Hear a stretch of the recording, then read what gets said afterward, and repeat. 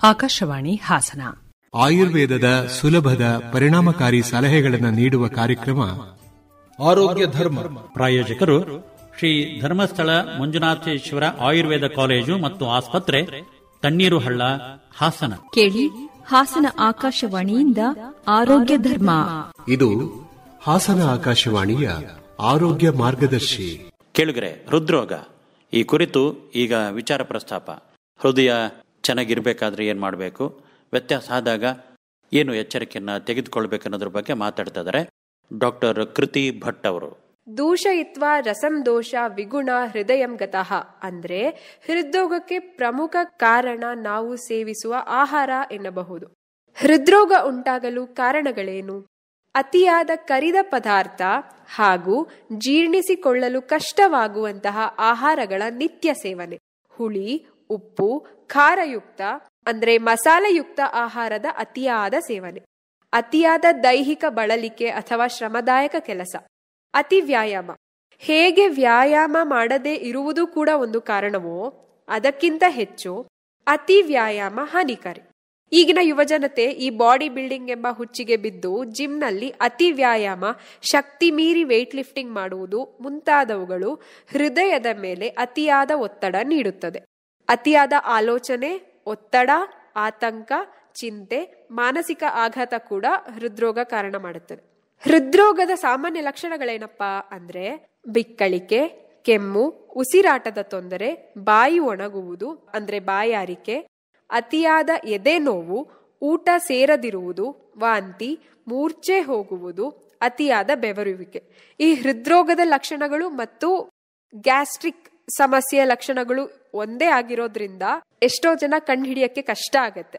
ಈಗ ನಾನು ಹೃದ್ರೋಗದಲ್ಲಿ ಪಥ್ಯ ಅಪಥ್ಯಗಳನ್ನು ಕುರಿತು ಮಾತನಾಡ್ತೀನಿ.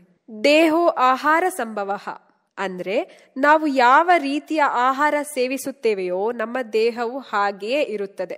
ಪಥ್ಯಾಹಾರ ಮತ್ತು ಹಿತಮಿತವಾದ ಆಹಾರ ಸೇವನೆಯಿಂದ ಆರೋಗ್ಯ ಲಭಿಸುತ್ತದೆ. ಹೃದ್ರೋಗದಲ್ಲಿ ಕೆಂಪಕ್ಕಿ, ಹೆಸರು ಬೇಳೆ, ಹೆಸರು ಕಾಳು, ಬಾರ್ಲಿಯನ್ನು ಸೇವಿಸುವುದು ಉತ್ತಮ. ಸೋರೆಕಾಯಿ, ಹಾಗಲಕಾಯಿ, ಪಡುವಲಕಾಯಿ, ಹೀರೆಕಾಯಿ, ಬೂದುಗುಂಬಳ, ಎಳೆಯ ಮೂಲಂಗಿ ಹೃದಯದ ಆರೋಗ್ಯಕ್ಕೆ ಬಲು ಉತ್ತಮ. ಅಡುಗೆಯಲ್ಲಿ ಕಾಳು ಮೆಣಸಿನ ಪುಡಿ, ಜೀರಿಗೆ, ಹಿಂಗು, ಶುಂಠಿ, ಬೆಳ್ಳುಳ್ಳಿಯ ಬಳಕೆಯನ್ನು ಮಾಡಬೇಕು.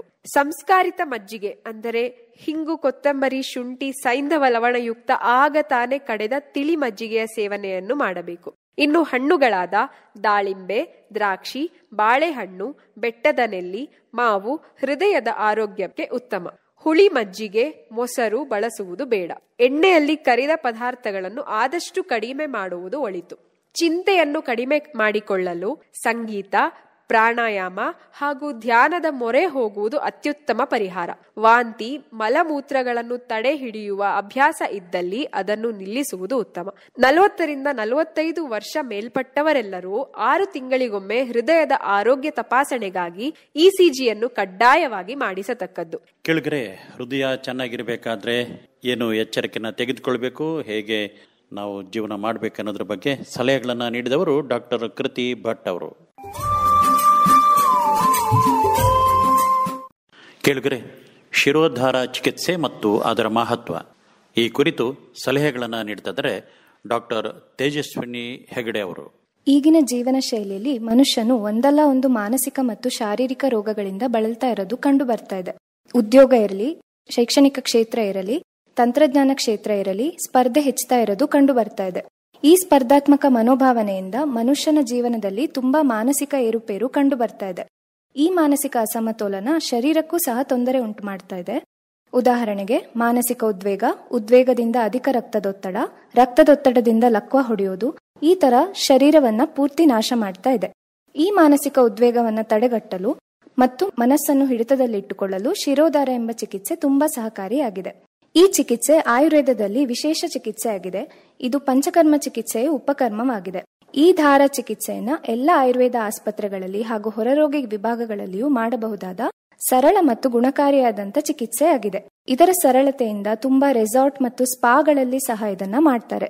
ವಿಶೇಷವಾಗಿ ಇದನ್ನ ಮಾನಸಿಕ ಒತ್ತಡ, ನಿದ್ರಾಹೀನತೆ, ನರರೋಗಗಳಾದ ಲಕ್ವ, ಪಾರ್ಶ್ವವಾಯು, ಮುಖವಕ್ರತೆ, ವಿವಿಧ ನರ ಸಂಬಂಧಿ ಕಾಯಿಲೆಗಳು, ಕೂದಲುದುರುವುದು, ಬಿಳಿ ಕೂದಲು, ತಲೆನೋವು, ಇನ್ನೂ ಹಲವಾರು ತೊಂದರೆಗಳಲ್ಲಿ ಉಪಯೋಗವಾಗಿದೆ.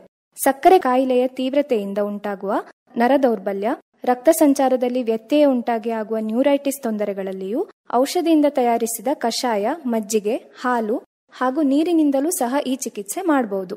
ಈ ಚಿಕಿತ್ಸೆ ಸಣ್ಣ ಮಕ್ಕಳಲ್ಲಿ ಉಂಟಾಗುವ ಮಾನಸಿಕ ಅಶಾಂತತೆ ಇದ್ದರೂ ಸಹಕಾರಿಯಾಗಿದೆ. ಓದೋ ಮಕ್ಕಳಲ್ಲಿ ಏಕಾಗ್ರತೆ ಹೆಚ್ಚಿಸಿಕೊಳ್ಳಲು ಸಹ ಲಾಭಕಾರಿಯಾಗಿದೆ. ಗಂಭೀರ ಕಾಯಿಲೆಗಳಾದ ಉನ್ಮಾದ, ಮೂರ್ಛೆ ರೋಗ ತೊಂದರೆಗಳಲ್ಲಿಯೂ ಸಹ ಉಪಯುಕ್ತವಾಗಿದೆ. ಈ ಶಿರೋಧಾರ ಚಿಕಿತ್ಸೆಯನ್ನ 7 ದಿನ ಸತತವಾಗಿ ಮಾಡಬೇಕು. ಇನ್ನ ಕೆಲ ಸಂದರ್ಭಗಳಲ್ಲಿ 14 ಅಥವಾ 21 ದಿನದವರೆಗೆ ಮಾಡಬಹುದು. ಈ ಚಿಕಿತ್ಸೆಯನ್ನ ವೈದ್ಯರ ಸಲಹೆಯ ಹಾಗೂ ಉಪಸ್ಥಿತಿಯಲ್ಲಿ ಮಾಡಬೇಕು. ಈ ಶಿರೋಧಾರ ಚಿಕಿತ್ಸೆಯನ್ನ ಮನೆಯಲ್ಲಿ ಮಾಡ್ಕೊಳ್ಳಕ್ಕೆ ಆಗೋದಿಲ್ಲ. ಇದಕ್ಕೆ ಸೂಕ್ತವಾದ ಸೌಲಭ್ಯ ಇರೋ ಆಯುರ್ವೇದ ಆಸ್ಪತ್ರೆಗಳಲ್ಲಿ ಭೇಟಿ ನೀಡಿ ಇದರ ಉಪಯೋಗವನ್ನು ಪಡೆದುಕೊಳ್ಳಬಹುದು. ಶಿರೋಧಾರ ಚಿಕಿತ್ಸೆ ಮತ್ತು ಅದರ ಮಹತ್ವ ಈ ಕುರಿತು ಇಲ್ಲಿವರೆಗೆ ಮಾತಾಡಿದವರು ಡಾಕ್ಟರ್ ತೇಜಸ್ವಿನಿ ಹೆಗಡೆ ಅವರು. ಕೇಳಿದರೆ ಆರೋಗ್ಯಕ್ಕಾಗಿ ಆಹಾರ ಈ ಕುರಿತು ಈಗ ವಿಚಾರ ಪ್ರಸ್ತಾಪ ಡಾಕ್ಟರ್ ಶಿವಕುಮಾರ್ ಅವರಿಂದ. ಪ್ರತಿಯೊಬ್ಬ ಮನುಷ್ಯನ ಜೀವನೋದ್ದೇಶವು ಧರ್ಮ, ಅರ್ಥ, ಕಾಮ, ಮೋಕ್ಷಗಳನ್ನು ಹೊಂದುವುದು ಎಂದು ವೇದಾಂತ ಹೇಳುತ್ತದೆ. ಆರೋಗ್ಯವೇ ಇವುಗಳ ಸಾಧನೆಗೆ ಮೂಲ. ಕೆಸರು ಮುಟ್ಟಿದ ನಂತರ ಕೈ ತೊಳೆದುಕೊಳ್ಳುವುದಕ್ಕಿಂತ ಕೆಸರನ್ನು ಮುಟ್ಟದಿರುವಿಕೆಯಲ್ಲಿ ಬುದ್ಧಿವಂತಿಕೆ ಇದೆ ಎಂಬ ನಾಣ್ಣುಡಿಯಂತೆ ರೋಗ ಬಂದ ನಂತರ ಆಹಾರ ಶೈಲಿಯ ಬದಲಾವಣೆಗಿಂತಲೂ ರೋಗವನ್ನು ಬಾರದಂತೆ ತಡೆಗಟ್ಟುವ ನಿಟ್ಟಿನಲ್ಲಿ ನಮ್ಮ ಆಹಾರ ಶೈಲಿಯನ್ನು ಬದಲಿಸಿಕೊಳ್ಳುವುದು ನಮಗೂ, ಸಮಾಜಕ್ಕೂ ಹಾಗೂ ದೇಶದ ಆರ್ಥಿಕತೆಗೂ ಒಳ್ಳೆಯದು. ಇತ್ತೀಚಿನ ದಿನಗಳಲ್ಲಿ ಕಂಡುಬರುತ್ತಿರುವ ಜೀವನ ಶೈಲಿಗೆ ಸಂಬಂಧಿಸಿದ ರೋಗಗಳನ್ನು ವಿವೇಚಿಸಿದಾಗ ನಮ್ಮ ಆಧುನಿಕ ಆಹಾರ ಅಭ್ಯಾಸವೇ ಬಹಳಷ್ಟು ಮಟ್ಟಿಗೆ ಕಾರಣ ಎಂಬುದು ತಿಳಿಯುತ್ತದೆ. ಅಂಗಡಿಗೆ ಹೋದರೆ ನಾಲಿಗೆಗೆ ಬಹಳ ರುಚಿ ಎನಿಸುವ ಅನೇಕ ತಿನಿಸುಗಳನ್ನು ನಾವು ನೋಡಬಹುದು, ತಿನ್ನಬೇಕೆಂದು ಅನಿಸುತ್ತದೆ. ಆದರೆ ತಿನ್ನುವ ಮೊದಲು ವಿಚಾರ ಮಾಡಬೇಕಾದದ್ದು ಇವು ದೇಹಕ್ಕೆ ರುಚಿಯಾಗಿವೆಯೇ, ಅಂದರೆ ಆರೋಗ್ಯಕರವೇ ಎಂಬುದನ್ನು. ಪಟ್ಟಣ ಹಾಗೂ ನಗರಗಳ ಒತ್ತಡಮಯ ಜೀವನಕ್ಕೆ ಸುಲಭವೆನಿಸುವಂತ ಬಹಳಷ್ಟು ಆಹಾರ ವಸ್ತುಗಳು, ಅಂದರೆ ready to eat, ready to serve ಆಹಾರಗಳು ನಮಗೆ ಸಿಗುತ್ತವೆ. ಅವುಗಳ ನಿತ್ಯ ಸೇವನೆಯಿಂದ ಆರೋಗ್ಯದಲ್ಲಿ ಏರುಪೇರು ಉಂಟಾಗುವ ಸಾಧ್ಯತೆಯೇ ಹೆಚ್ಚು. ಅಂದಿನ ಆಹಾರವನ್ನು ನಾವು ಅಂದೇ ತಯಾರಿಸಿ ಅಂದೇ ಮುಗಿಸುವುದರಿಂದ ಆರೋಗ್ಯವನ್ನು ಕಾಯ್ದುಕೊಳ್ಳಬಹುದು. ಆರೋಗ್ಯಕರ ಆಹಾರ ಅಭ್ಯಾಸದ ಮೊದಲ ತತ್ವವೇ ಹಸಿವಿದ್ದಾಗಷ್ಟೇ ತಿನ್ನುವುದು. ಬಹಳಷ್ಟು ಸಲ ಬೇರೆಯವರ ಒತ್ತಡಕ್ಕೆ ಮಣಿದೋ, ಬೇಸರವಾಗಿದೆ ಎಂದೋ, ಜೊತೆ ನೀಡುವುದಕ್ಕಾಗಿಯೋ, ಇಲ್ಲವೇ ನಂತರ ತಿನ್ನಲು ಸಮಯವಿಲ್ಲವೆಂದು ಚೆನ್ನಾಗಿ ಹಸಿವಿಲ್ಲದಿದ್ದರೂ ನಾವು ತಿನ್ನುತ್ತೇವೆ. ಇಂತಹ ಅಭ್ಯಾಸವನ್ನು ಮೊದಲು ನಿಲ್ಲಿಸಬೇಕು. ಇವುಗಳಿಂದ ಅತಿಸ್ಥೌಲ್ಯ, ಮಧುಮೇಹ ಇತ್ಯಾದಿ ಕೊಬ್ಬು ಸಂಬಂಧಿ ರೋಗಗಳು ಬರುವ ಸಾಧ್ಯತೆ ಹೆಚ್ಚು. ಹಸಿವಾದಾಗ ಏನು ತಿನ್ನಬೇಕು ಎಂಬುದು ಮುಂದಿನ ಪ್ರಶ್ನೆ. ಬೇಳೆಕಾಳುಗಳು, ತರಕಾರಿ, ಹಣ್ಣು ಇವುಗಳಲ್ಲಿ ಯಾವುದು ನಮ್ಮ ಪ್ರಕೃತಿಗೆ ಹೊಂದುತ್ತವೆಯೋ ಅವುಗಳನ್ನು ಸರಿಯಾದ ರೀತಿಯಲ್ಲಿ ತಯಾರಿಸಿ ತಾಜಾ ಇರುವಾಗಲೇ ತಿನ್ನಬೇಕು. ಉದಾಹರಣೆಗೆ, ಹೆಚ್ಚು ದೈಹಿಕ ಶ್ರಮ ವಹಿಸಿ ಕೆಲಸ ಮಾಡುವವರು ಧಾನ್ಯಗಳನ್ನು ಹೆಚ್ಚು ಹೆಚ್ಚು ತಿಂದರೆ, ಕುಳಿತು ಕೆಲಸ ಮಾಡುವವರು ಹೆಚ್ಚು ಹೆಚ್ಚು ತರಕಾರಿಗಳನ್ನು ಹಸಿವಿಗೆ ಅನುಗುಣವಾಗಿ ಸೇವಿಸುವುದು ಲಾಭಕರ.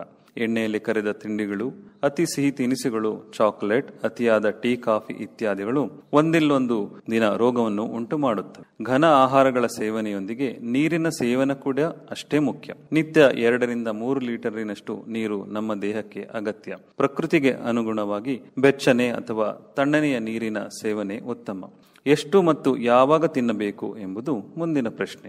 ಕನ್ನಡದಲ್ಲಿ ಹಳೆಯ ಮಾತೊಂದಿದೆ, 1 ಸಲ ತಿಂದವನು ಯೋಗಿ, 2 ಸಲ ತಿಂದವನು ಭೋಗಿ ಹಾಗೂ 3 ಸಲ ತಿಂದವನು ರೋಗಿ ಎಂದು. ಆಯುರ್ವೇದದ ಪ್ರಕಾರ ಆರೋಗ್ಯವಂತವನು ಆರೋಗ್ಯವನ್ನು ಕಾಪಾಡಲು 2 ಸಲ ಆಹಾರ ಸೇವನೆ ಮಾಡುವುದು ಅಗತ್ಯ. ಬೆಳಗ್ಗೆ ತಿಂದ ಆಹಾರ ಸಂಜೆಯ ಸಮಯಕ್ಕೆ ಸರಿಯಾಗಿ ಜೀರ್ಣವಾಗುವಷ್ಟೇ ಆಹಾರ ಸೇವನೆ ಮಾಡಬೇಕು. ಜೀರ್ಣಶಕ್ತಿ ಕಡಿಮೆ ಇರುವಾಗ ಒಂದೇ ಸಲ ಸುಲಭವಾಗಿ ಜೀರ್ಣವಾಗುವ ಆಹಾರ ಸೇವನೆ ಮಾಡಿ ಹಸಿವನ್ನು, ಪಚನ ಶಕ್ತಿಯನ್ನು ಹೆಚ್ಚಿಸಬೇಕು. ಹಸಿವು ಹೆಚ್ಚಿರುವವರು ಜೀರ್ಣಕ್ಕೆ ಕಷ್ಟವಾಗುವ ಆಹಾರಗಳನ್ನು, ಉದಾಹರಣೆಗೆ ಹಸಿ ತರಕಾರಿಗಳನ್ನು ತಿನ್ನುವುದು ಹಿತಕರ.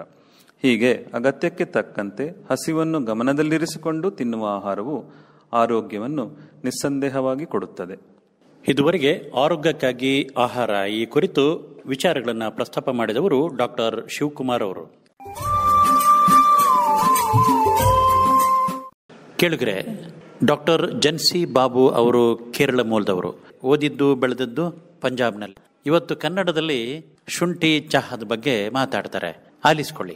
ನಮಸ್ಕಾರ ಕೇಳುಗರೆ, ಈ ಮುಂಜಾನೆ ಎಲ್ಲ ಬೆಳಗಿನ ಕೆಲಸವನ್ನು ಮುಗಿಸಿ ನನ್ನ ಕುರ್ಚಿಯ ಮೇಲ್ ಆರಾಮವಾಗಿ ಕುಳಿತುಕೊಂಡು ಇತ್ತೀಚಿನ ಇನ್ಸ್ಟಾಗ್ರಾಮ್, ಫೇಸ್ಬುಕ್ ಫೀಡ್ಗಳನ್ನು ನೋಡಲು ನನ್ನ ಫೋನ್ ಅನ್ನು ತೆಗೆದುಕೊಂಡೆ. ಹಾಗೆಯೇ ನೋಡುತ್ತಾ ನೋಡುತ್ತಾ ನನಗೆ ಅರಿವಾದ ವಿಷಯ, 24% ಭಾರತೀಯರು ಒತ್ತಡದ ಸಮಸ್ಯೆಗೆ ಒಳಗಾಗಿದ್ದಾರೆ. ಇವತ್ತಿನ ಆಧುನಿಕ ಜೀವನ ಶೈಲಿ, ನಿಯಮಿತವಿಲ್ಲದ ಆಹಾರ ಪದ್ಧತಿ, ನಿದ್ರೆ ಕೊರತೆ ಮತ್ತು ಮೊಬೈಲ್ ವ್ಯಸನ ಎಲ್ಲವೂ ಸೇರಿ ಒತ್ತಡದ ಸಮಸ್ಯೆಯನ್ನು ಉತ್ಪತ್ತಿ ಮಾಡಿದೆ. ಇದನ್ನು ನಿಭಾಯಿಸಲು ಆರೋಗ್ಯಕರ ಮಾರ್ಗವನ್ನು ಕಂಡುಕೊಳ್ಳುವುದು ತುಂಬಾ ಅನಿವಾರ್ಯ. ಒಬ್ಬ ಆಹಾರ ತಜ್ಞರಾಗಿ ಒತ್ತಡವನ್ನು ನಿವಾರಿಸಲು ಸಹಾಯ ಮಾಡುವ ಪಥ್ಯವನ್ನು ಹುಡುಕಿಕೊಂಡಿದ್ದೇನೆ. ಅದು ಏನಂದ್ರೆ ಶುಂಠಿ ಚಹಾ. 1-2 ಇಂಚು ಅಷ್ಟು ಶುಂಠಿಯನ್ನು ಸ್ವಚ್ಛವಾಗಿ ತೊಳೆದು ಜಜ್ಜಿ ಅಥವಾ ಸಣ್ಣದಾಗಿ ಹೆಚ್ಚಿಕೊಂಡು 200 ml ನೀರಲ್ಲಿ ಕುದಿಸಿ ಅರ್ಧಕ್ಕೆ ಇಳಿಸಿ. ನೆನಪಿರಲಿ, ಕುದಿಸುವಾಗ ಉರಿಯನ್ನು ಸಣ್ಣಗಿಡಿ. ಬೇಕಿದ್ರೆ ಅರ್ಧ ಚಮಚ ಬೆಲ್ಲವನ್ನು ಕೂಡ ಸೇರಿಸಬಹುದು. ಆದರೆ ಹಸಿ ಶುಂಠಿ ಪಿತ್ತವನ್ನು ಹೆಚ್ಚು ಮಾಡುವ ಸಾಧ್ಯತೆ ಇರುವ ಕಾರಣ ಒಣ ಶುಂಠಿ ಬಳಸುವುದು ಉತ್ತಮ. ಈ ಶುಂಠಿ ಚಹಾವನ್ನು ಕೆಲವೇ ನಿಮಿಷದಲ್ಲಿ ಸರಳವಾಗಿ ತಯಾರಿಸಬಹುದು. ಇದು ಒತ್ತಡವನ್ನು ಕಡಿಮೆ ಮಾಡುವಂತ ಗುಣಗಳನ್ನು ಹೊಂದಿದೆ. ಶುಂಠಿ ಚಹಾದಲ್ಲಿ ಮುಖ್ಯವಾಗಿ ಬಳಸಿರುವ ಪದಾರ್ಥ ಏನಂದ್ರೆ ಶುಂಠಿ. ನಿಮಗೆಲ್ಲರಿಗೂ ಗೊತ್ತಿದೆ, ಶುಂಠಿಯು ಶೀತ, ಕೆಮ್ಮು, ಕಫ ಮತ್ತು ಅಜೀರ್ಣವನ್ನು ನಿವಾರಿಸುತ್ತದೆ. ಇನ್ನೊಂದು ಸಂಗತಿ ಏನಂದ್ರೆ ಶುಂಠಿಯಲ್ಲಿ ಜಿಂಜರೋ ಎಂಬ ರಾಸಾಯನಿಕ ಗುಣವಿರೋದ್ರಿಂದ ನಮ್ಮ ಸ್ಟ್ರೆಸ್ ಹಾರ್ಮೋನ್, ಅದನ್ನೇ ಹೆಚ್ಚಾದ ಕಾರ್ಟಿಸೋಲ್ ಲೆವೆಲ್ ಎಂದು ವೈದ್ಯಕೀಯ ಭಾಷೆಯಲ್ಲಿ ಕರೆಯುತ್ತೀವಿ, ಇದನ್ನು ಜಿಂಜರೋಲ್ ಕಡಿಮೆ ಮಾಡುತ್ತೆ. ಹಾಗಾಗಿ ಶುಂಠಿಯನ್ನು ಶುಂಠಿ ಚಹಾದ ರೂಪದಲ್ಲಿ ಉಪಯೋಗಿಸಲು ತಿಳಿಸಿಕೊಟ್ಟೆ.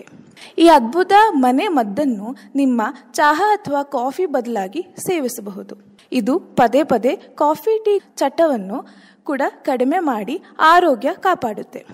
ಇದು ಮನಸ್ಥಿತಿಯನ್ನು ನಿಯಂತ್ರಿಸಿ ದೇಹದ ಯೋಗಕ್ಷೇಮವನ್ನು ಸುಧಾರಿಸಿ ಸ್ವಸ್ಥ ಆರೋಗ್ಯವನ್ನು ಹೆಚ್ಚಿಸುತ್ತದೆ. ಕೇಳಿದ್ರೆ ಯಾವಾಗಲೂ ಕಾಫಿ ಕುಡಿಬೇಕು, ಚಹಾ ಕುಡಿಬೇಕು ಅನ್ನೋದಕ್ಕಿಂತ ಶುಂಠಿ ಚಹಾವನ್ನು ಸೇವನೆ ಮಾಡೋದ್ರಿಂದ ಏನು ಅನುಕೂಲ ಆಗ್ತದೆ, ತಯಾರಿಸೋದು ಸುಲಭ ಮತ್ತು ನಿಮ್ಮಲ್ಲೇ ಇದನ್ನು ಬೆಳೆದುಕೊಂಡು ಆಗಾಗ್ಗೆ ಉಪಯೋಗಿಸ್ಕೊಳ್ಳೋದ್ರಿಂದ ಅನುಕೂಲ ಅಂದವರು ಡಾಕ್ಟರ್ ಜನ್ಸಿ ಬಾಬು ಅವರು. ಕೇಳಿದ್ರೆ ನಿದ್ರೆ ಅನ್ನೋದು ಒಂದು ಸಂಪನ್ಮೂಲ, ಸಂಪತ್ತಿದ್ದಂಗೆ ಅಲ್ವಾ? ಆದರೆ ನಿದ್ರೆ ಬಗ್ಗೆ ಏನೇನೋ ತಪ್ಪು ಕಲ್ಪನೆಗಳಿದ್ದಾವೆ. ಇವತ್ತು ಆ ಬಗ್ಗೆ ಸ್ಪಷ್ಟೀಕರಣ ನೀಡ್ತಿದ್ದಾರೆ ಡಾಕ್ಟರ್ MB ಕವಿತಾ ಅವರು. ನಿದ್ರೆಯನ್ನು ನಾವು ನಾಳೆ ಪರಿಣಾಮಕಾರಿಯಾಗಲು ನಮ್ಮ ಶಕ್ತಿಗೋಸ್ಕರ ಹೂಡುವ ಬಂಡವಾಳ ಅಥವಾ ಹೂಡಿಕೆ ಅಂತ ಅಂದರೆ ತಪ್ಪಾಗಲಿಕ್ಕಿಲ್ಲ. ಆದರೆ ನಮ್ಮ ನಿತ್ಯದ ಜೀವನದಲ್ಲಿ ನಿದ್ರೆಗೆ ಸಂಬಂಧಿಸಿದಂತೆ ಹಲವಾರು ತಪ್ಪು ಕಲ್ಪನೆಗಳು ಕಾಣಸಿಗ್ತವೆ. ಅವುಗಳಲ್ಲಿ ಕೆಲವೊಂದು ತಪ್ಪು ಕಲ್ಪನೆಗಳ ಬಗ್ಗೆ ಅದರ ಸತ್ಯಾಸತ್ಯತೆಯನ್ನು ಅರ್ಥಕೊಳ್ಳುವಂತಹ ಪ್ರಯತ್ನವನ್ನು ಇಂದು ಮಾಡೋಣ. ಮೊದಲನೆಯದಾಗಿ, ಯಾವಾಗ ನಿದ್ರಿಸ್ತೇವೆ ಎಂಬುದಕ್ಕಿಂತ ಎಷ್ಟು ನಿದ್ರಿಸ್ತೇವೆ ಎಂಬುದೇ ಮುಖ್ಯವಾಗ್ತದೆ ಅಂತ ಹೇಳುವಂತಹ ಮಿಥ್ಯೆ. ಸತ್ಯ ಏನು ಅಂದರೆ, ಎಷ್ಟು ನಿದ್ರಿಸ್ತೇವೆ ಎಂಬುದು ಹೇಗೆ ಮುಖ್ಯವೋ ಹಾಗೆಯೇ ಯಾವಾಗ ನಿದ್ರಿಸ್ತೇವೆ ಅಂತ ಅನ್ನೋದು ಕೂಡ ಮುಖ್ಯ ಆಗತ್ತೆ. ಯಾಕೆ ಅಂತ ಅಂದರೆ, ನಮ್ಮ ದೇಹ ಹಗಲು ರಾತ್ರಿಗೆ ಅನುಗುಣವಾಗಿ ಒಂದು ಜೈವಿಕ ಗಡಿಯಾರವನ್ನು ಹೊಂದಿದೆ. ಇದನ್ನು ನಾವು ಸರ್ಕ್ಯಾಡಿಯನ್ ರಿಥಮ್ ಅಂತ ಹೇಳ್ತೇವೆ. ಅದು ಬೆಳಕು ಮತ್ತು ಕತ್ತಲಿನ ಪ್ರಮಾಣಕ್ಕೆ ಅನುಗುಣವಾಗಿ ನಮ್ಮ ದೇಹದಲ್ಲಿ ಹಲವಾರು ಹಾರ್ಮೋನುಗಳು, ರಾಸಾಯನಿಕಗಳು ಮತ್ತು ಕಿಣ್ವಗಳನ್ನು ಸ್ರವಿಸುವಂತಹ ಪ್ರಕ್ರಿಯೆಗೆ ಪೂರಕವಾಗಿದೆ. ನಾವು ಈಗ ಬಳಸ್ತಾ ಇರುವಂತಹ ಕೃತಕ ಬೆಳಕುಗಳಿಂದಾಗಿ ಈ ಜೈವಿಕ ಗಡಿಯಾರ ಗೊಂದಲಕ್ಕೆ ಒಳಗಾಗ್ತಾ ಇದೆ ಹಾಗೂ ಅದು ನಿಧಾನವಾಗಿ ಬದಲಾಗ್ತಾ ಇದೆ. ಇದರ ಪರಿಣಾಮವಾಗಿ ರಾತ್ರಿ ನಿದ್ರೆಯಲ್ಲಿ ಸ್ರವಿಸಬೇಕಾದಂತಹ ಹಾರ್ಮೋನುಗಳಂತಹ ರಾಸಾಯನಿಕಗಳ ಸ್ರಾವ ಸರಿಯಾಗಿ ಆಗಲಾರದು. ಇದು ನಮ್ಮ ಆರೋಗ್ಯದ ಮೇಲೆ ವ್ಯತಿರಿಕ್ತ ಪರಿಣಾಮವನ್ನ ಬೀರಲಿಕ್ಕೆ ಶುರು ಮಾಡುತ್ತೆ. ನಾವು ದೈಹಿಕ ಮಾನಸಿಕ ರೋಗಗಳಿಗೆ ಒಳಗಾಗ್ತೇವೆ. ನಮ್ಮ ಸಂತಾನೋತ್ಪತ್ತಿಯ ಕ್ಷಮತೆಯನ್ನು ಸಹ ಇದು ಹಾನಿಗೆ ಒಳಪಡಿಸುವಲ್ಲಿ ಈ ಅಭ್ಯಾಸ ಎಷ್ಟು ಸರಿ ಅಂತ ಅನ್ನೋದನ್ನು ನಾವು ಅರ್ಥ ಮಾಡ್ಕೊಳ್ಬೇಕು. ಹೀಗಾಗಿ ಯಾವಾಗ ನಿದ್ರಿಸ್ತೇವೆ ಅಂತವೂ ಹಾಗೂ ಎಷ್ಟು ನಿದ್ರಿಸ್ತೇವೆ ಎಂಬುದು ಕೂಡ ಮುಖ್ಯವಾಗತ್ತೆ ಅಂತ ನಾವು ಹೇಳ್ಬೋದು. ಎರಡನೆಯ ಮಿಥ್ಯೆ, ಯಾವಾಗ ಬೇಕಾದರೂ ಎಲ್ಲಿ ಬೇಕಾದರೂ ನಿದ್ರಿಸುವವರು ಆರೋಗ್ಯವಂತರು ಅಂತ ಹೇಳುವಂಥದ್ದು. ಆದರೆ ಸತ್ಯ ಏನಂದರೆ, ಯಾವಾಗ ಬೇಕಾದರೂ ಎಲ್ಲಿ ಬೇಕಾದರೂ ನಿದ್ರಿಸುವವರಿಗೆ ರಾತ್ರಿ ನಿದ್ರೆ ಸರಿಯಾಗಿ ಆಗ್ತಾ ಇಲ್ಲ ಅನ್ನುವಂಥದ್ದು.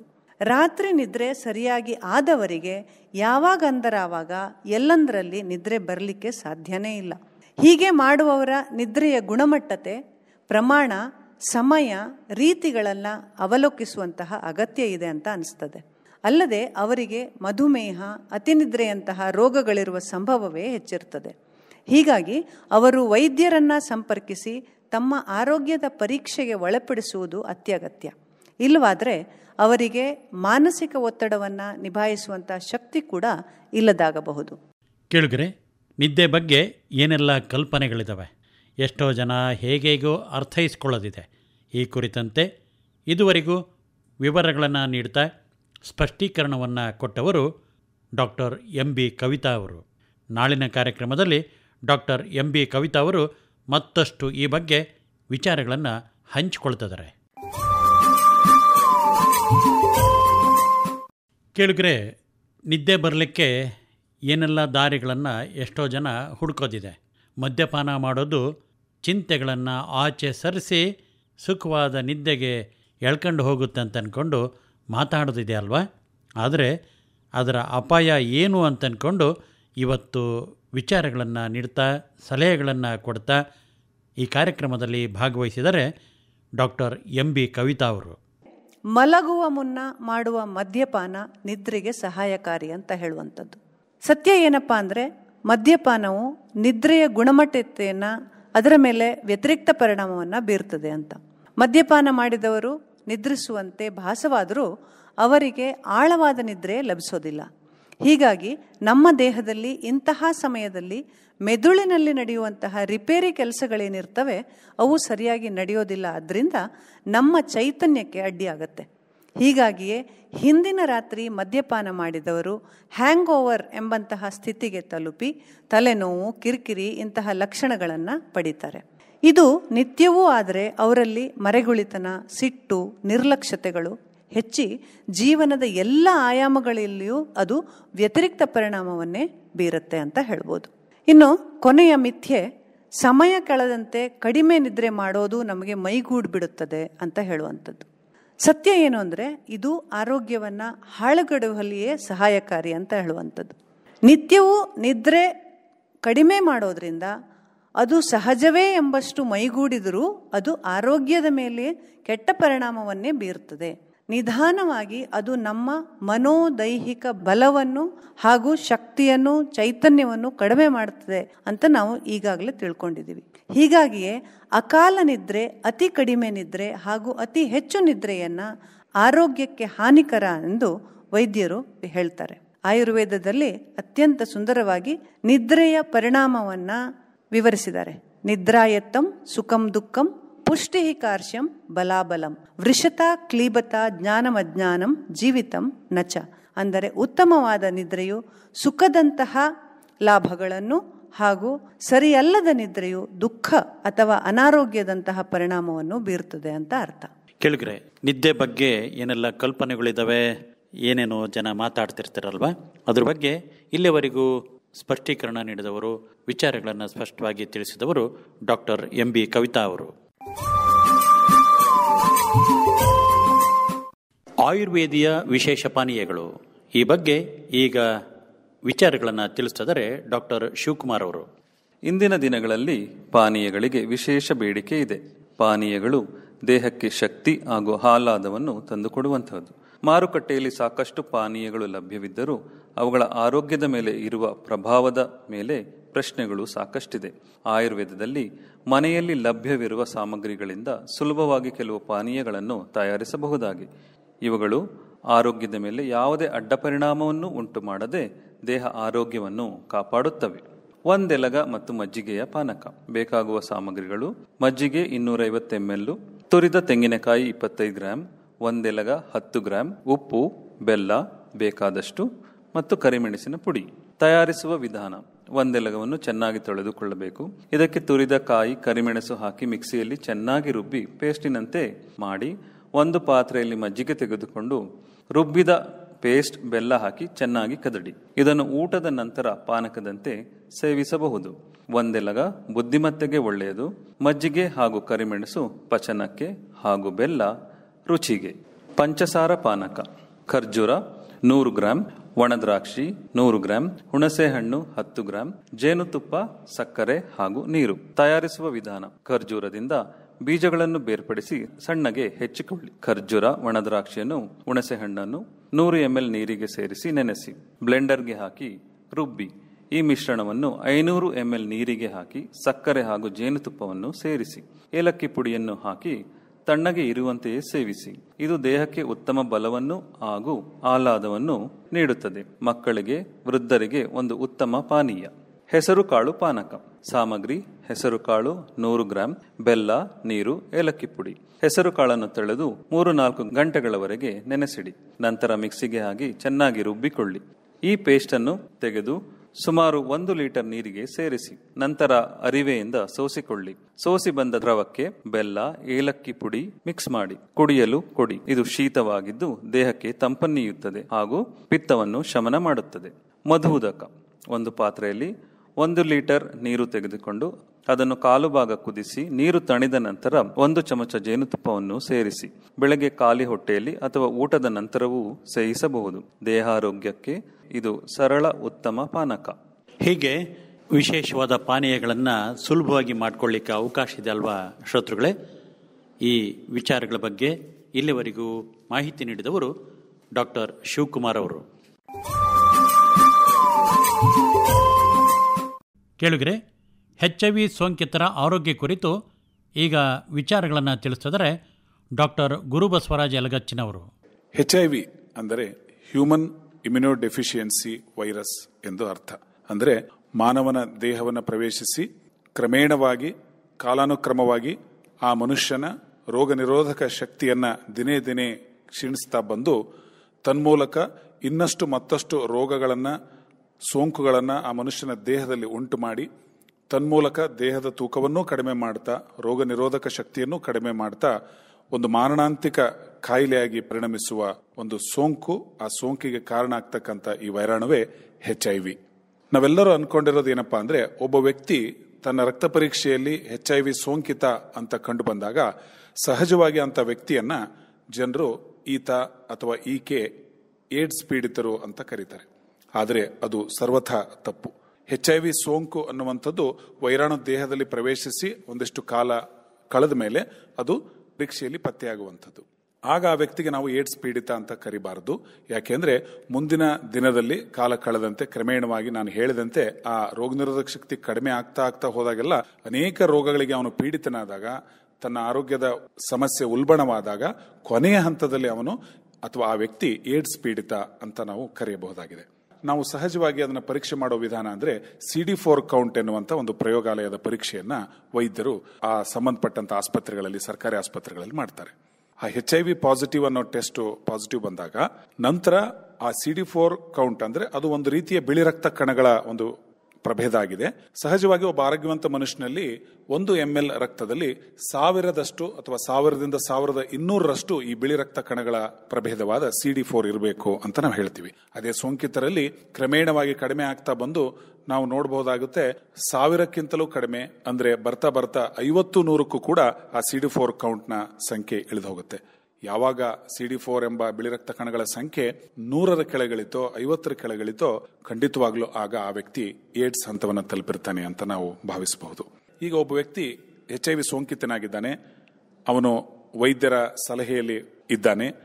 ಕೆಲವೊಮ್ಮೆ ವೈದ್ಯರ ಸಲಹೆಯಂತೆ ಅವನು ART ಚಿಕಿತ್ಸೆ ಅಂತ ಹೇಳ್ತೀವಿ, ಆಂಟಿ ರೆಟ್ರೋವೈರಲ್ ಥೆರಪಿ ಎಂಬ ರಾಸಾಯನಿಕ ಔಷಧಿಗಳ ಚಿಕಿತ್ಸೆಯನ್ನು ಪಡಿತಾ ಇದ್ದಾನೆ. ಅಂತಹ ವ್ಯಕ್ತಿಗೆ ನಾವು ಆಯುರ್ವೇದ ಸಲಹೆಗಳನ್ನು ಹೇಳಬಹುದಾ? ಖಂಡಿತವಾಗ್ಲೂ ಹೇಳಬಹುದು. ಇದುವರೆಗೆ HIV ಸೋಂಕಿತರ ಆರೋಗ್ಯ ಕುರಿತು ಮಾತನಾಡಿದವರು ಡಾಕ್ಟರ್ ಗುರುಬಸವರಾಜ ಯಲಗಚ್ಚಿನವರು. ನಾಳಿನ ಕಾರ್ಯಕ್ರಮದಲ್ಲಿ HIV ಸೋಂಕಿತರ ಆರೋಗ್ಯ ರಕ್ಷಣೆಗೆ ಏನು ಕ್ರಮಗಳನ್ನು ಪಾಲಿಸಬೇಕನ್ನೋದ್ರ ಬಗ್ಗೆ ಡಾಕ್ಟರ್ ಗುರುಬಸವರಾಜ ಯಲಗಚ್ಚಿನವರು ಸಲಹೆಗಳನ್ನು ನೀಡ್ತಾರೆ. ಕೇಳುಗರೆ, HIV ಸೋಂಕಿತರು ತಮ್ಮ ಆರೋಗ್ಯವನ್ನು ಉತ್ತಮವಾಗಿ ಇಟ್ಕೊಳ್ಳಿಕ್ಕೆ ಏನೇನು ಕ್ರಮಗಳನ್ನು ಅನುಸರಿಸಬೇಕನ್ನೋದ್ರ ಬಗ್ಗೆ ಈಗ ಸಲಹೆಗಳನ್ನು ನೀಡ್ತಿದ್ದಾರೆ ಡಾಕ್ಟರ್ ಗುರುಬಸವರಾಜ್ ಯಲಗಚ್ಚಿನವರು. ಉಷ್ಣ ಜಲ ಸ್ನಾನ. HIV ಸೋಂಕಿತರು ಪ್ರತಿದಿನವೂ ತಪ್ಪದೆ ತಮಗೆ ಹಿತವಾಗುವಷ್ಟು ಬಿಸಿ ನೀರನ್ನು ಬಳಸಿ ಸ್ನಾನ ಮಾಡೋದರಿಂದ ಅವರಿಗೆ ಉಂಟಾಗಬಹುದಾದ ಚರ್ಮದ ಕಾಯಿಲೆಗಳನ್ನು ತಡೆಗಟ್ಟಬಹುದು, ತಮ್ಮ ಇಡೀ ದಿನದ ಉತ್ಸಾಹವನ್ನು ಅವರು ಕಾಪಾಡಿಕೊಳ್ಳಬಹುದು ಮತ್ತು ಚರ್ಮಕ್ಕೆ ಉತ್ತಮವಾದ ರಕ್ತ ಪರಿಚಲನೆ ಉಂಟಾಗಿ ಚರ್ಮದ ಆರೋಗ್ಯವೂ ಕೂಡ ಚೆನ್ನಾಗಿರುತ್ತೆ, ಮಾನಸಿಕವಾಗಿ ಉತ್ಸಾಹವೂ ಕೂಡ ಚೆನ್ನಾಗಿರುತ್ತೆ. ದಿನನಿತ್ಯದ ಸುಖೋಷ್ಣ ಜಲದ ಸ್ನಾನ ಬಹಳ ಉಪಯುಕ್ತವಾಗಿರುತ್ತೆ HIV ಪೀಡಿತರಿಗೆ. ಅಭ್ಯಂಜನ ನಾವು ಮಸಾಜ್ ಅಂತ ಸಹಜವಾಗಿ ಕರಿತೀವಿ. HIV ಸೋಂಕಿತರು ತಿಂಗಳಿಗೆ 2 ಬಾರಿ ಆದರೂ ಎಣ್ಣೆಯನ್ನು ಸ್ವಲ್ಪ ಬಿಸಿ ಮಾಡಿಕೊಂಡು ಮುಖಕ್ಕೆ, ತಲೆಗೆ, ಮೈಗೆಲ್ಲ ಚೆನ್ನಾಗಿ ಹಚ್ಕೊಂಡು ಮೃದುವಾಗಿ ಮಸಾಜ್ ಮಾಡಿಕೊಂಡು ಅವರು ಆ ಅಭ್ಯಂಜನವನ್ನು ಮಾಡಿಕೊಂಡು ಒಂದು ಅರ್ಧ ಗಂಟೆನಾದರೂ ಕುಳಿತುಬಿಟ್ಟು ತದನಂತರ ಬೆಚ್ಚನೆ ನೀರಿನ ಸ್ನಾನ ಮಾಡಬೇಕು. ಹಾಗಾದ್ರೆ ಯಾವ ತೈಲವನ್ನು ಅಲ್ಲಿ ಬಳಸಬಹುದು ಅಂದ್ರೆ, ಜೂನ್ ಜುಲೈನಿಂದ ಹಿಡಿದು ಬರುವ ಫೆಬ್ರವರಿ ಮಾರ್ಚ್ ವರೆಗೂ ಸ್ವಲ್ಪ ಚಳಿ ಮತ್ತು ತಂಪನೆ ವಾತಾವರಣ, ಮಳೆಗಾಲದ ವಾತಾವರಣ ಇರೋದ್ರಿಂದ ಆಗ ತಿಲ ತೈಲ ಅಥವಾ ಎಳ್ಳೆಣ್ಣೆ ಬಹಳ ಉಪಯುಕ್ತ ಆಗುತ್ತೆ ಅವರಿಗೆ. ಫೆಬ್ರವರಿ ಮಾರ್ಚ್ ನಂತರ ಮೊದಲ ಮಳೆ ಬೀಳೋವರೆಗೂ ಸ್ವಲ್ಪ ಬಿಸಿಲಿನ ಧಗೆ ಹೆಚ್ಚಿರೋದ್ರಿಂದ ಆ ಸಮಯದಲ್ಲಿ ಅವರು ಹರಳೆಣ್ಣೆಯನ್ನು, ಕೊಬ್ಬರಿ ಎಣ್ಣೆಯನ್ನು ಈ ಅಭ್ಯಂಜನಕ್ಕೆ ಬಳಸಬಹುದು. ತಿಂಗಳಿಗೆ ಕನಿಷ್ಠ 2 ಬಾರಿಯ ಅಭ್ಯಂಜನ ಸ್ನಾನ ಚೇತೋಹಾರಿಯಾಗಿರುತ್ತೆ. ಸ್ನಾಯುಗಳನ್ನ, ನರಗಳನ್ನ, ರಕ್ತನಾಳಗಳನ್ನ ಆರೋಗ್ಯಕರವಾಗಿಡುತ್ತೆ. ಚರ್ಮದ ಕಾಂತಿಯನ್ನು ಹೆಚ್ಚು ಮಾಡುತ್ತೆ. ಹಾಗೇನೆ ಸಂಶೋಧನೆಗಳ ಪ್ರಕಾರ ರೋಗ ನಿರೋಧಕ ಶಕ್ತಿಯನ್ನು ಕೂಡ ಹೆಚ್ಚು ಮಾಡುತ್ತೆ. ಬಿರುಸಾದ ನಡಿಗೆ, ಬ್ರಿಸ್ಕ್ ವಾಕ್ ಅಂತ ಹೇಳ್ತೀವಿ, ಅದು ಉಪಯುಕ್ತವಾಗಿದೆ. ಮತ್ತು ತಜ್ಞ ಅನುಭವಿಗಳ ನಿಗಾವಣೆಯಲ್ಲಿ ಕಲಿಯುವಂತಹ ಪ್ರಾಣಾಯಾಮ, ಧ್ಯಾನ ಮತ್ತು ಲಘು ಆಸನಗಳು ನಿಜಕ್ಕೂ ಅದ್ಭುತವಾಗಿ ರೋಗ ನಿರೋಧಕ ಶಕ್ತಿಯನ್ನ ಹೆಚ್ಚು ಮಾಡಿರೋದನ್ನ ಇವತ್ತಿನ ಸಂಶೋಧನೆಗಳು ದೃಢಪಡಿಸ್ತವೆ. ಆಯುರ್ವೇದ ತಜ್ಞರ ಸಲಹೆಯಂತೆ ತಾವು ಆಯುರ್ವೇದದ ಅನೇಕ ಲೇಹಗಳನ್ನ, ಔಷಧಯುತವಾದಂತಹ ತುಪ್ಪಗಳನ್ನು ಬಳಸೋದ್ರಿಂದ ಅಚ್ಚರಿಯ ರೂಪದಲ್ಲಿ ಆ ವ್ಯಕ್ತಿಯ CD4 ಕೌಂಟ್ ಚೆನ್ನಾಗಿರುತ್ತೆ ಹಾಗೂ ರೋಗ ನಿರೋಧಕ ಶಕ್ತಿಯು ಕೂಡ ಉತ್ತಮ ಸ್ಥಿತಿಯಲ್ಲಿ ಇರುತ್ತೆ. ಇನ್ನು ಆಹಾರ ಸೇವನೆಯಲ್ಲಿ ಬರೋದಾದ್ರೆ ಪ್ರಮುಖವಾಗಿ ತುಪ್ಪವನ್ನು ಅವರು ಪ್ರತಿದಿನ ಬಳಸಬೇಕು.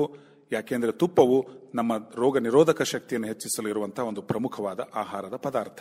ತಾಜಾ ಹಣ್ಣುಗಳನ್ನ, ಹುಳಿಯಲ್ಲದ ಹಣ್ಣುಗಳನ್ನ, ಸಿಹಿ ಹಣ್ಣುಗಳನ್ನ ತಿನ್ನಬೇಕು. ಚಹಾ ಕಾಫಿಯ ಬದಲಾಗಿ ಕಷಾಯಗಳನ್ನ ಸೇವಿಸೋದು ಬಹಳ ಒಳ್ಳೆಯದು. ಇನ್ನು ಆಹಾರದ ತಯಾರಿಕೆಯಲ್ಲಿ ಶುಂಠಿ, ಜೀರಿಗೆ, ಕಾಳುಮೆಣಸು, ಕೊತ್ತಂಬರಿ ಬೀಜ, ಬೆಲ್ಲ ಇವುಗಳನ್ನ ಬಳಸೋದು ಬಹಳ ಸೂಕ್ತ. ಬೆಟ್ಟದ ನೆಲ್ಲಿಕಾಯಿ ಅಂದ್ರೆ ನಾವು ಆಮ್ಲ ಅಂತ ಏನು ಕರಿತೀವಿ, ಆ ಬೆಟ್ಟದ ನೆಲ್ಲಿಕಾಯಿ ಒಂದು ಚೇತೋಹಾರಿಯಾದ ವಿಟಮಿನ್ಗಳ ಆಗರವಾದಂತ ಒಂದು ಹಣ್ಣು ಅಂತ ಹೇಳ್ಬೋದು. ಬೆಟ್ಟದ ನೆಲ್ಲಿಕಾಯಿಯ ರಸವನ್ನ 3-4 ಚಮಚದಷ್ಟು ಪ್ರತಿದಿನ ತಾಜಾ ತಯಾರಿಸಿ ಕುಡಿಯೋದ್ರಿಂದ ಅದ್ಭುತವಾಗಿ ನರಗಳ, ರಕ್ತನಾಳಗಳ ಆರೋಗ್ಯ ಮತ್ತು ರೋಗ ನಿರೋಧಕ ಶಕ್ತಿ ಚೆನ್ನಾಗಿರುತ್ತೆ. ಹೀಗೆ ಸರಳವಾದ ಈ ಆಯುರ್ವೇದ ಸಲಹೆಗಳನ್ನು ಬಳಸೋದ್ರಿಂದ HIV ಪೀಡಿತರು ಬಹುಕಾಲ ತಮ್ಮ ರೋಗ ನಿರೋಧಕ ಶಕ್ತಿಯನ್ನ ಚೆನ್ನಾಗಿಟ್ಕೊಳ್ಬಹುದಾಗಿದೆ. ಕೇಳಿದ್ರೆ HIV ಸೋಂಕಿತರಿಗೆ ಆಯುರ್ವೇದದ ಸಲಹೆ ಈ ಕುರಿತು ಇಲ್ಲಿವರೆಗೂ ಮಾತಾಡಿದವರು ಡಾಕ್ಟರ್ ಗುರುಬಸವರಾಜ ಯಲಗಚ್ಚಿನವರು. ಪ್ರತಿಯೊಂದು ಸಮಸ್ಯೆಗೂ ಪರಿಹಾರಗಳು, ಪರ್ಯಾಯ ಮಾರ್ಗಗಳಿದ್ದಾವೆ. ಶ್ರೋತೃಗಳೇ, ಆತಂಕ ಪಡೆದಲನೆ ಆನಂದದಿಂದ ಆರೋಗ್ಯ ಇದ್ರೂ ನಾವು ಈ ರೀತಿಯ ಕ್ರಮಗಳನ್ನು ಅನುಸರಿಸಿಕೊಂಡು ಇನ್ನಷ್ಟು ಕಾಲ ಜೀವನ ಮಾಡಿಕೊಂಡು ಸಂತೋಷವಾಗಿರ್ಬೋದು ಅನ್ನೋದನ್ನ ಈ ಸಂಗತಿಗಳು ತಿಳಿಸಿದ್ವು. ಕೇಳಿಗ್ರೆ, ಮೊನ್ನೆ ಹಾಸನ ತಾಲೂಕು ಬಸವಘಟ್ಟದಲ್ಲಿ ಹಮ್ಮಿಕೊಂಡಿದ್ದ ಹಳ್ಳಿ ಧ್ವನಿ ಕಾರ್ಯಕ್ರಮಕ್ಕೆ ಆಗಮಿಸಿದ ಶ್ರೀ ಧರ್ಮಸ್ಥಳ ಮಂಜುನಾಥೇಶ್ವರ ಆಯುರ್ವೇದ ಕಾಲೇಜಿನ ವೈದ್ಯರ ತಂಡದ ಪರವಾಗಿ ಡಾಕ್ಟರ್ ಸುಮಂತ್ ಅವರು ಈಗ ಅಲ್ಲಿಯ ಆರೋಗ್ಯದ ಚಿತ್ರಣವನ್ನು ತೆರೆದಿಡ್ತಿದ್ದಾರೆ, ಸಲಹೆಗಳನ್ನು ಕೊಟ್ಟಿದ್ದಾರೆ. ಇಲ್ಲಿ 60ಕ್ಕೂ ಹೆಚ್ಚು ಶಿಬಿರಾರ್ಥಿಗಳು ಬಂದಿದ್ದರು. ಸಾಮಾನ್ಯವಾಗಿ ನಾವು ಅವರಲ್ಲಿ ಸೊಂಟ ನೋವು, ಮಂಡಿ ನೋವು, ಹಾಗೆ ಮೂಳೆಗೆ ಸಂಬಂಧಪಟ್ಟಂತಹ ಸಮಸ್ಯೆಗಳು ಅವರಲ್ಲಿ ಹೆಚ್ಚಾಗಿತ್ತು. ಮತ್ತೆ ರಕ್ತಹೀನತೆ ಸಮಸ್ಯೆಗಳು ಇತ್ತು. ಅವರಿಗೆ ಬೇಕಾಗುವಂತಹ ಔಷಧಗಳು ಹಾಗೆ ಮುಂದೆ ಜೀವನಕ್ಕೆ ಬೇಕಾಗುವಂತಹ ಆಹಾರ ಮತ್ತೆ ವಿಹಾರಗಳು ಹೇಗೆ ಮಾಡಬೇಕೆಂದು ಸಲಹೆಗಳನ್ನು ಕೊಟ್ಟಿದ್ದೇವೆ.